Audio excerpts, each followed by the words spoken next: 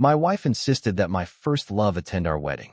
The wedding was halfway through when suddenly, my wife asked to pause the ceremony for 3 minutes. Then she turned around and pulled her first love, who was wearing a suit, up from the audience. In front of all the guests, they held hands and walked down the red carpet. She said, "I promised him that I would definitely walk down the wedding red carpet with him, once." With red eyes, Liam hugged my wife into his arms and said to my father-in-law and mother-in-law, "Dad, Mom, although I don't have the chance to be your son-in-law in this life, I still want to call you Mom and Dad." After saying that, he kissed my wife passionately, and they couldn't bear to part. There was an uproar among the audience, and everyone was whispering, waiting to see my joke. However, I smiled and walked forward. I took off the boutonniere on my chest and put it on him. "How can there be no chance? Since you like this woman so much, I'll give her to you now." Because of my words, Liam fainted on Chloe's body on the spot, but his hands were still tightly around Chloe's shoulders, refusing to let go. And she didn't hesitate at all. She immediately supported Liam and left, rushing to the hospital in a hurry. Before leaving, she didn't forget to scold me in public for being inconsiderate and narrow-minded. She said that I couldn't even tolerate these mere 3 minutes, and that I deliberately wanted to ruin the wedding. I had been with my wife for 10 years, and my father-in-law and mother-in-law finally agreed to hold the wedding because my wife was pregnant. Until 10 minutes ago, I still firmly believed that a woman would settle down after getting married. I would have a happy family. But now, my mother thought I was embarrassing, swept the food on the table onto my face and cried, asking me to chase after the bride who had left. My father also looked at me with disappointment. He picked up the boutonniere that I had put on his chest, threw it to the ground, and crushed it. My mother-in-law, who had always looked down on me, had an even more gloomy face. She said in front of everyone that I was not presentable and had no manners. She pinched my arm and said in a sinister tone, "If you want to marry into Chloe's family, you must learn to listen to your wife. Even if you are wronged, you must swallow it. Since you've ruined this wedding, don't even think about having another one in the future." Looking at my mother-in-law's ferocious expression, I finally realized that true love couldn't be exchanged for true love. After 10 years, I don't want to be the son-in-law of the Hayes family anymore. Before I could speak, she grabbed my hand and pushed me out of the auditorium. "Don't come back until you've retrieved Chloe." I turned around and looked. The door of the auditorium had been firmly closed. In front of me was a sudden downpour of rain, and behind me was the lively auditorium. Although I was wearing a groom's suit, I felt as if I had been abandoned by the whole world. Before the tears could fall, the door opened again. My parents came up to me. The moment I saw them, the grievances in my heart immediately burst out. Holding back my voice, I softly called out, "Mom," just like when I was a child. But the next second, my mother's face turned ugly. "I'm not your mother. I've already told you not to be temperamental. Now look, Chloe has been driven away by you, and the wedding has been ruined by you. How are your father and I supposed to face others in the future?" The cold words turned into sharp swords, stabbing at my heart again and again. "Quickly listen to your mother-in-law and go after Chloe. If she doesn't want you anymore, I don't know what you'll do in the future." My parents didn't say anything more. They turned around and went back to the hall, and the heavy door closed again. I stood there, and the tears finally fell. The wedding was held in a villa in the suburbs, and there was no signal to call a taxi. I had to hold an umbrella and walk out in the heavy rain. The heavy rain soaked my suit, and the white suit was stained with mud, turning into a disgusting grayish-black color, just like my so-called love. I don't know how long I walked, and the clothes soaked in rain became even heavier. Looking at my bloodied heels, I smiled self-deprecatingly. What a perfect wedding. Just as I was thinking, my phone got a signal, and more than a dozen messages from Chloe popped up. "Ethan, do you just not want me to be happy? I've already explained that Liam is just my brother. Why do you have to be jealous at the wedding?" Every word was a question to me, with not a single word of concern or apology. I didn't want to pay attention to her. Just as I was about to put my phone away, I received a strange call. It was Liam's voice. "Chloe, how could you just leave brother Ethan like this? He'll be heartbroken. After all, he's also the father of your child." But Chloe just replied gently, "Liam, you're just too kind. Getting me pregnant was just his means to marry into the Hayes family. How can he compare with you?" The phone fell to the ground with a dull thud. Yes, how could I compare with Liam? One night 2 months ago, Chloe received a text message in the middle of the night and suddenly wanted to go out. I was worried that it wasn't safe for a pregnant woman like her to go out in the middle of the night, so I offered to go with her. Chloe's face immediately changed and she coldly rebuked. Ethan, who do you think you are? What right do you have to control me? After saying that, she pushed me. I lost my balance and rolled down the stairs, breaking my arm. The intense pain made me break out in cold sweat. I quickly called out to Chloe, who was about to go out. I begged her to call an ambulance for me, but she just looked at me impatiently. Ethan, do you have no hands or no feet? Can't you call an ambulance yourself? I'm in a hurry, so don't bother me. When the ambulance arrived, I was in so much pain that I fainted and my arm almost couldn't recover. After that, I stayed in the hospital for a whole month, and Chloe never showed up once. It was only yesterday that I found out that she was in a hurry to go out that day because Liam said he was afraid of thunder, and she had to accompany him. Thinking of this, my hand holding the umbrella kept tightening, almost breaking the handle. I finally managed to walk down the mountain and hail the taxi. Then Chloe's call came. Ethan, Liam's anxiety disorder has flared up again because of you. Hurry up and come here to apologize. I awkwardly held the umbrella that was almost blown away by the strong wind and explained that I was still in the villa area. Suddenly, huge hailstones fell from the sky, hitting the ground with dull thuds. When Chloe heard the sound, her tone became nervous. It's hailing? Didn't you stay at the hotel? Then Halfway through, I heard Liam's crying. Chloe, it's all my fault. I shouldn't have come back. I might as well have just died outside. Chloe immediately put down the phone and gently comforted him. When she came back, she regained her usual cold tone. Ethan, I'll give you half an hour. Come to the hospital and apologize immediately. The cold voice made me shiver and also dispelled the last bit of my attachment to Chloe. I'm not the one who should apologize, Chloe. Let's get a divorce. The voice on the other end of the phone froze for a moment and soon turned into mockery. Everyone in N-City knows that you, Ethan, are determined to climb up the Hayes family through me. Without me, who else would take a fancy to a gigolo like you? The umbrella in my hand finally couldn't bear the weight and fell to the ground. I stood up and let the cold wind and hailstones hit my body, but my mind became clearer and clearer. I hung up the phone, and the taxi I hailed also arrived. Driver, take me to the law firm. The next second, a truck crashed towards me from not far away. In a blur, I heard a lot of voices. The screams of passers-by, the sirens of the ambulance, the shouts of the doctors, and the anxious voice of the nurse. Hello, are you Ethan's family member? He's in the hospital now. Chloe snorted coldly and interrupted the nurse. He's in the hospital? Then why isn't he coming here quickly? Tell him that this time, he must kneel down and apologize to Liam, or don't expect me to forgive him. The woman angrily hung up the phone, and when I called back, it was a busy tone. I thought this couldn't be an illusion. After all, I had heard similar words countless times in the past 10 years. I woke up again a week later. The fracture in my arm had broken again, and this time a total of 12 steel nails were inserted. The doctor said that I would have a permanent after effect after leaving the hospital. I went home to pack my things. The wedding decorations were still there, and double happiness characters were pasted all over the house. It seemed that Chloe hadn't been home these days. Otherwise, how could she have let these things pollute her sight? During this time, I received a call from my mother. Ethan, have you coaxed Chloe? Has she forgiven you? Her tone was full of anxiety and expectation, but there was not a bit of concern for me. I told her that I wanted to divorce Chloe. The voice on the phone paused, and then there were all kinds of scolding and crying. She told me not to act recklessly and to endure humiliation. I hung up the phone and covered my reddened eyes. Endure humiliation? Wasn't I humiliated enough? After gathering my thoughts, I went back to the company to work and submitted my resignation application. When I got off work, Chloe showed up. After being together for 10 years, this was the first time she had waited for me.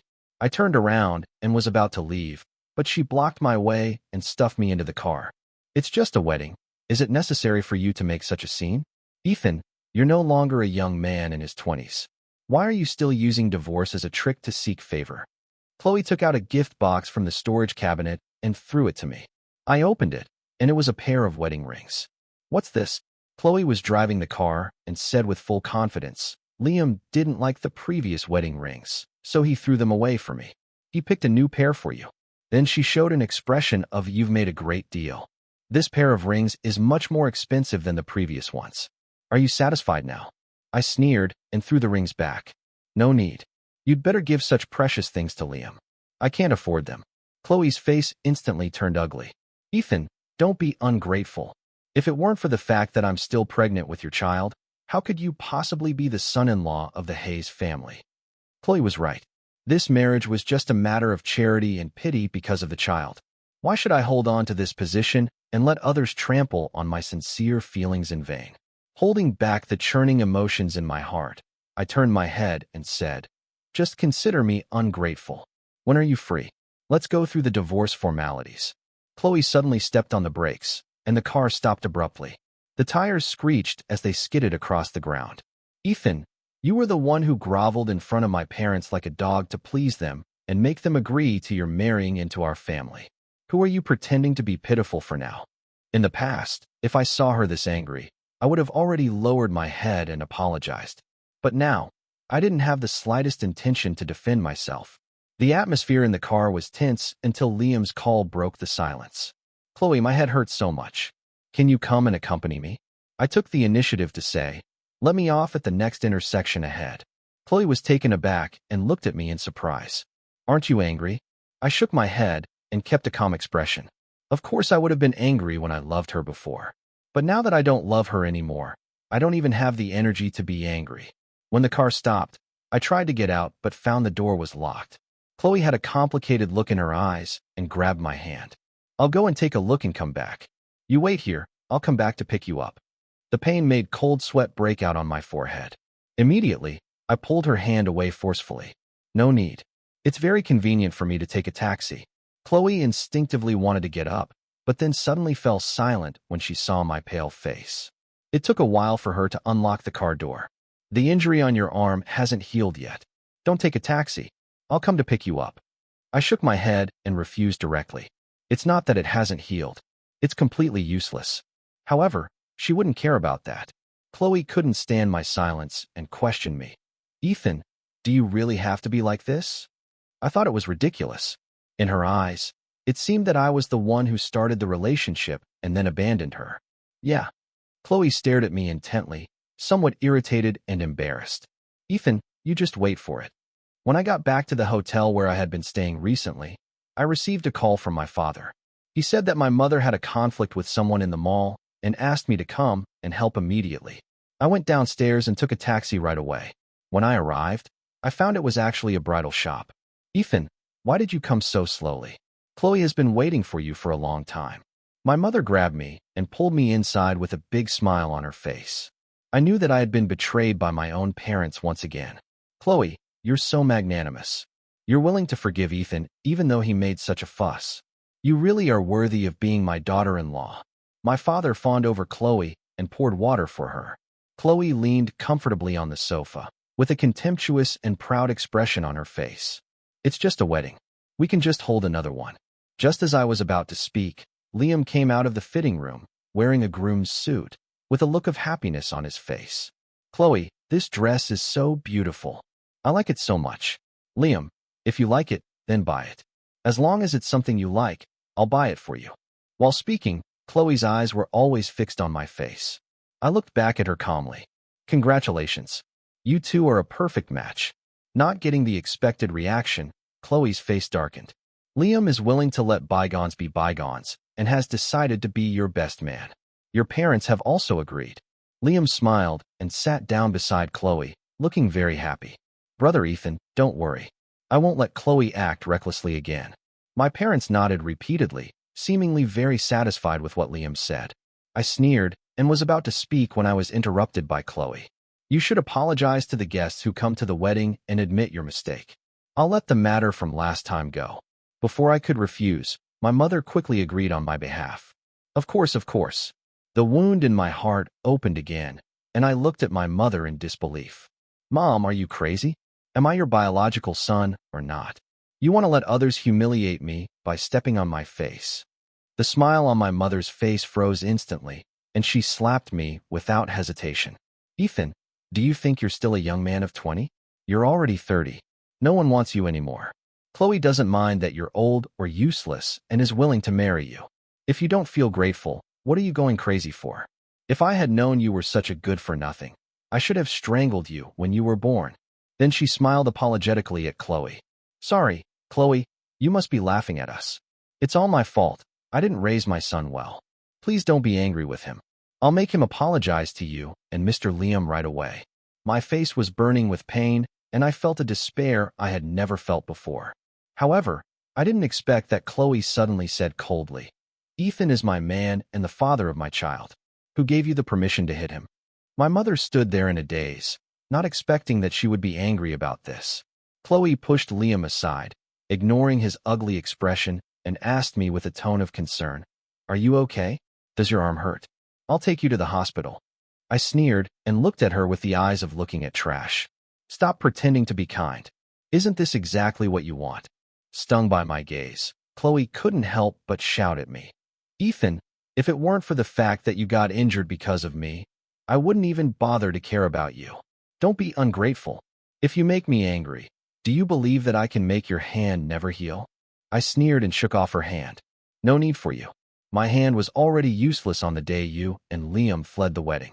Chloe's face changed drastically with a look of shock and uncertainty. She was just about to say something, but I had already thrown the hospital certificate to her. "Chloe, listen carefully. I don't want you or this child anymore." When Chloe looked up after reading the medical record, for a moment, she showed a flustered expression. "What did you say?" Chloe asked nervously. The corners of my mouth twitched slightly, and I looked at her contemptuously just as she had looked at me before. I said, "I want to divorce you."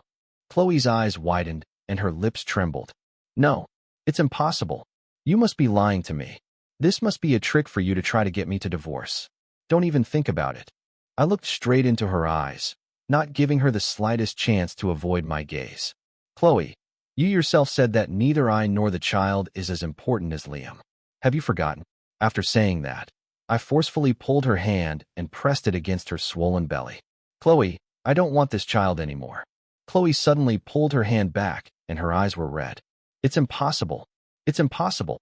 My parents also reacted. My mother cried out, "You ungrateful wretch. This is your child. How can you not want it?" "I want my grandson." My father had a gloomy face and glared at me like an enemy. "You good for nothing. Get out of my house. I don't have a son like you from now on." I touched my swollen face and said, "That's just right. I don't have parents like you who would sacrifice their son for their own gain either." Before leaving, I walked up to Liam. "I tried on this suit before and wore it. I don't want it anymore." Liam gritted his teeth and looked at me with jealousy and hatred, but I ignored him. With a loud slamming of the door, Chloe finally came to her senses and left with a dark face. Only my crying father and mother were left, still regretting that they had lost a son who could be the son-in-law of the Hayes family. Sitting in the taxi, I couldn't hold back the tears in my eyes. Since I was a child, I have always been a very competitive person. When Chloe left with Liam at the wedding, I held back my emotions. When Chloe's mother publicly called me a good-for-nothing, I also held back, but today, when I saw my parents trying to sell me to Chloe for the first time, I cried in front of others. The taxi driver looked at me worriedly through the rearview mirror. "Brother, are you okay?" I raised my hand to cover my eyes, my voice hoarse. "It's okay, just let me cry for a while." The driver handed me a pack of tissues from the front and comforted me while driving. "Brother, although I don't know what happened to you, I still want to say this. People will surely go through many setbacks, many disappointments, and many moments of despair in life. But no matter how disappointed or desperate you are, you have to believe that there will always be a way out in life." As he said this, a strong sense of vitality suddenly appeared on the driver's simple and honest face, making me forget to cry for a moment. I wiped away my tears and said in a hoarse voice, "Who said that?" The driver laughed heartily and said, "Khalil Gibran." I also smiled. "You're right, there will definitely be a way out in life." When I got back to the company, my resignation application had already been approved. "Ethan, are you really planning to resign?" My boss knew my abilities and tried several times to persuade me to stay. "With your abilities, you will definitely be able to take my position within 2 years. It's really a pity if you leave just like this." I shook my head and refused. "I know you mean well for me, but if I continue to stay here, I won't see a future." This company belongs to Chloe. She won't let me go so easily. Seeing that I was determined to leave, my boss sighed and just asked me to stay until the project in my hand was completed. She said that no matter what my future plans were, after this project was completed, it could at least add a little more to my resume. I calculated that there was only a week left until the project was completed, so I agreed. In the past few years in the company, Chloe had never given me any convenience at all, and no one knew my relationship with her. But my boss had always cared about me and supported me. She was a rare source of warmth after I got together with Chloe. In my heart, she was more like a teacher than a leader. Before leaving, I bowed to her seriously. Sarah, thank you. Don't call me Sarah. Just call me Sarah from now on. Her eyes also turned red. Back at my workstation, I quickly went through the project materials from the beginning. During this time, because of the wedding matters, I had missed a lot of information. In the afternoon, Liam came. He was appointed as the new project team leader, and I was replaced. However, I didn't care much. Since I was going to leave anyway, it didn't matter whether I was the team leader or not. But he actually took away all the projects I was working on. Liam, this project has always been handled by Ethan, and it's almost finished. At the meeting, Sarah smiled and tried to explain, wanting to help me get the project back. Liam didn't care at all. He just wanted to take away my things. Since it's almost finished, isn't it more convenient for me to take over anyway? Ethan has been in the company for so many years. It's just a small project, he shouldn't care about it, right?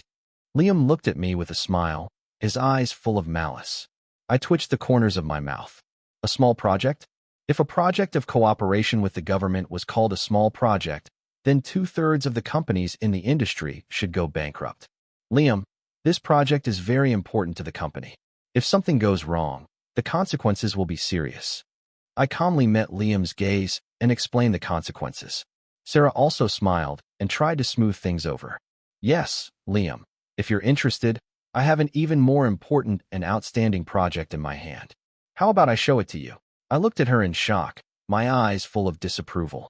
Sarah's project was something she had been preparing since last year, and she had put in a great deal of effort.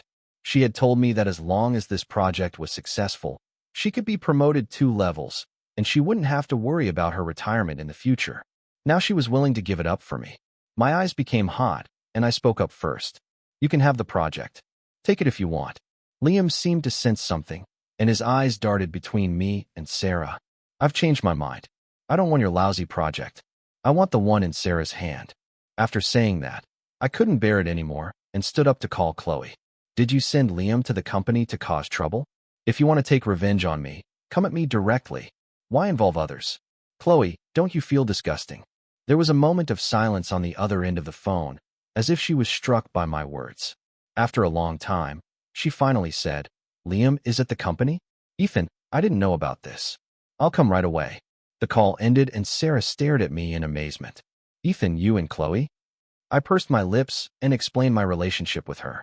Sorry, Sarah, I didn't tell you. In fact, Chloe and I are husband and wife, but I'm going through the divorce procedures now.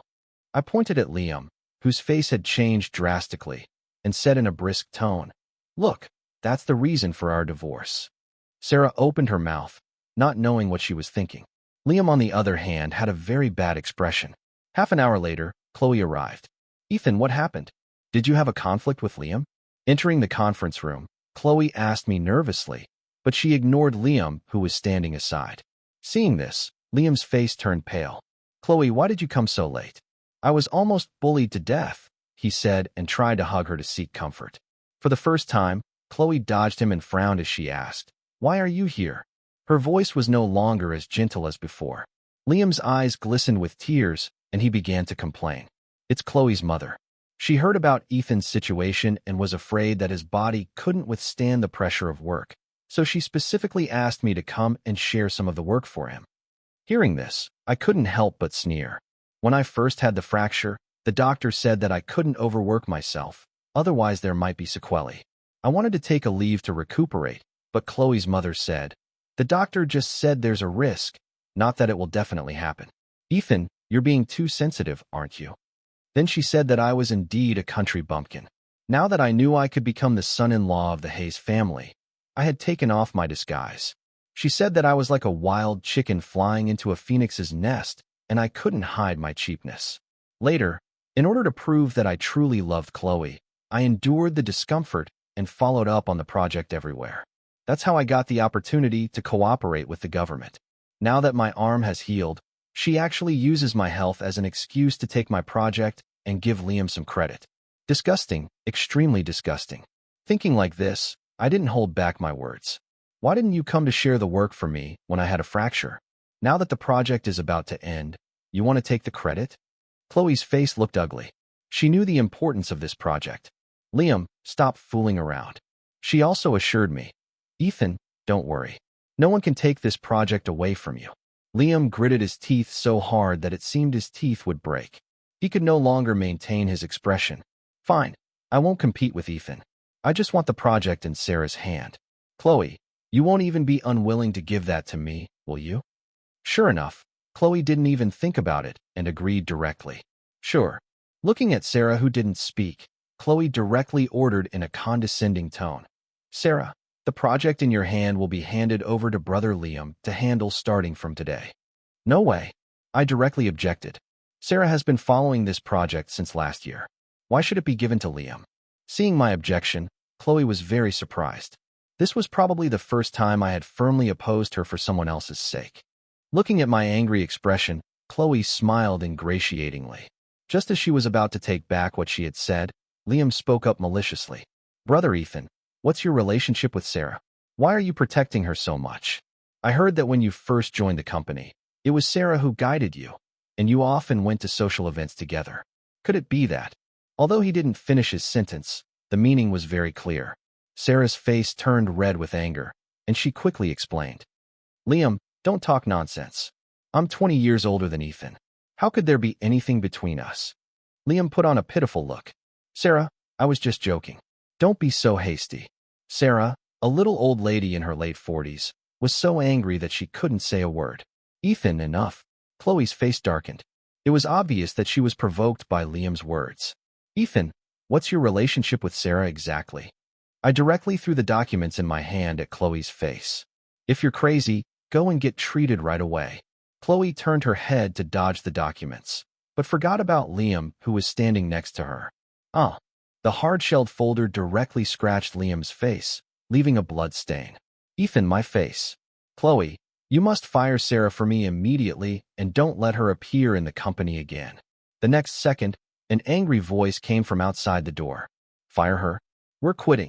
The door of the conference room was pushed open forcefully, and a dignified, middle-aged man walked in. Sarah, let's go. Let's go home. Seeing him, Sarah immediately cried out aggrievedly. Mark, the man was Sarah's husband, but I had never seen him before. Understanding his identity, Liam pointed at me resentfully and said, You're Sarah's husband? See that? This man here has had an ambiguous relationship with your wife for many years. Why don't you teach him a lesson right away?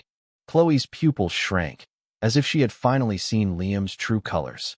Liam didn't have the mood to pay attention to her.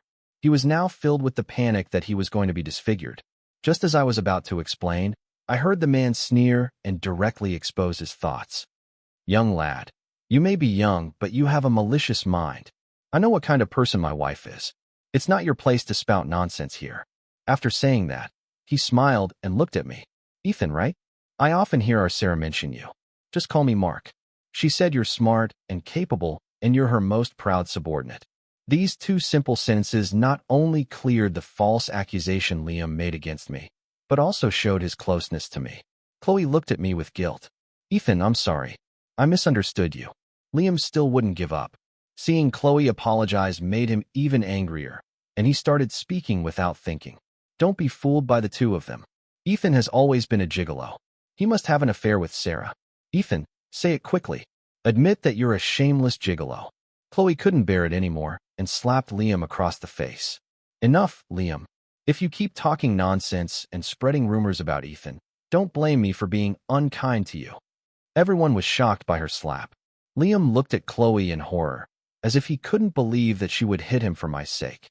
Chloe took a deep breath, and the haughty Chloe finally lowered her proud head. Ethan, I'm sorry. Liam will definitely not bother you again in the future. She turned around and gave him a sinister glare. Aren't you leaving yet? Liam was angry but dared not speak out and followed her out. As soon as they left, Sarah led us back to the office. On the desk, I immediately saw the lunchbox that was still warm. The man said, "I'm on leave today, so I came to bring Sarah her meal." I didn't expect that. As soon as I arrived at the office, someone said you were having an argument, so I went to take a look. I didn't expect to actually witness a good show. I lowered my head, feeling a bit guilty. "I'm sorry. It's all because of me that Sarah got involved." Sarah waved her hand. Instead of minding, she asked me worriedly, "Ethan, are you okay? Why didn't you tell us about your relationship with Chloe earlier?" "All right, don't worry about the project anymore. I'll handle your resignation for you." My eyes became hot, and I couldn't help but shed tears. "Sarah, thank you." Mark patted me on the shoulder. "What's wrong, son? If you have any grievances, tell Mark. You're Sarah's, and I will definitely help you." Listening to their words of concern, I felt the warmth of home. With a hoarse voice, I told them about the wedding. "That's too much." Sarah slapped the table and shouted, even angrier than when she was slandered by Liam just now. "What kind of person is Chloe? Resign. You must resign. I'll leave with you. What a lousy company this is. I'm not staying here anymore." Mark hugged Sarah and tried to calm her down. "Ethan, where are you living now?" I sighed. "I'm staying in a hotel. After I resign, I might rent an apartment." Sarah looked at me with pity and said, "If you don't mind, you can stay at our place. Mark and I only have one daughter, and she doesn't live at home. There's just an empty room available." I was taken aback for a moment. Just as I was about to refuse, I heard Mark say, "That's right, Ethan. You should live with us. Actually, your Sarah has always regarded you as her son." Looking at their sincere attitude and thinking of my parents who forced me to apologize to Chloe, I nodded with red eyes. Okay. After moving to Sarah's house, I learned that Mark was actually a public official, specifically in charge of engineering management. No wonder I hadn't seen him for all these years. He really couldn't spare the time. Even this time, it was because he hadn't taken a vacation for a long time that he had the opportunity to bring the meal. At the dinner table, Sarah said that she had already applied for resignation. "With that brat Liam around, the company will sooner or later become a mess. I might as well retire early and enjoy my retirement life. Anyway, I still have your Mark, and there's definitely enough money for our retirement." Mark shook his head helplessly, as if he was already used to his wife's spontaneity. "I also resigned because of my previous injury." Mark suggested that I not rush to find a job and that it was most important to take care of my health. It could be seen as a time to sort out my feelings. Knowing that they had good intentions, I naturally nodded in agreement. At Sarah's house, I experienced the warmth of a family that I had never felt before. Half a year passed, and Chloe agreed to the divorce. I heard that Chloe's mother threatened to commit suicide to force her to marry Liam. She agreed, but she had already seen Liam's true nature and was unwilling to have close contact with him. Liam couldn't stand Chloe's cold violence and caused trouble in Chloe's house every day. The two of them had completely become bitter enemies. Chloe's family business also suffered a heavy blow.